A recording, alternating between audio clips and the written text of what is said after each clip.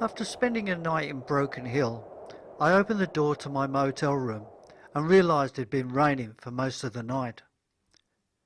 Pools of water were gathering in the car park, and a steady stream running along the drain beside the road suggested it might be a good idea to steer clear of long dirt tracks today. Okay, we're on the Silver City Highway, heading north to Tibooburra. At this point in time, the road is sealed. I've been told that it's open all the way, and I do believe there are sections that are still dirt. The weather, overcast and raining, so no blue skies out this way.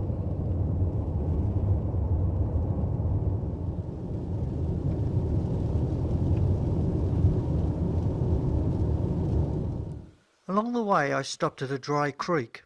The banks showed that when it rains heavily in this part of the world, it would be impossible to travel across the creek, although water was starting to gather on the road.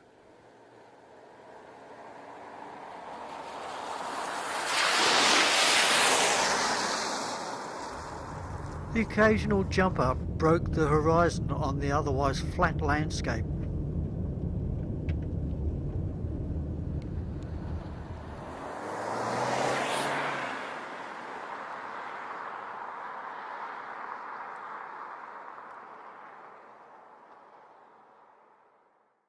About 95 kilometres from Broken Hill, I stopped and explored one of the more interesting jump-ups.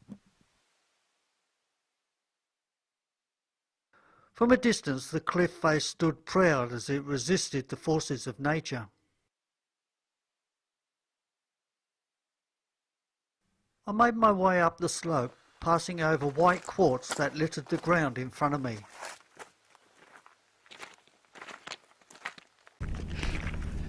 This is one of the larger hills in this area.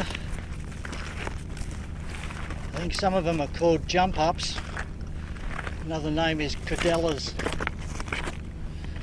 When I reached the caves, a close inspection showed this hill was slowly being eroded away. The rocks were fragile, and those that had already broken loose lay at the base of the cliff. Smaller pieces were being washed down on the plain with every heavy rainstorm that came this way. With the passage of time, this jump up will eventually be worn down so much that it won't even cast a shadow on the surrounding flat plain.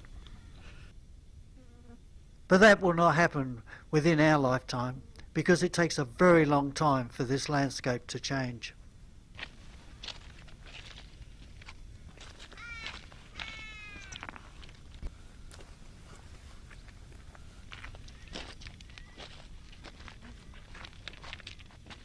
On the lower slope, fractured rocks jutted through the surface, evidence of the high temperatures this countryside can experience during the summer.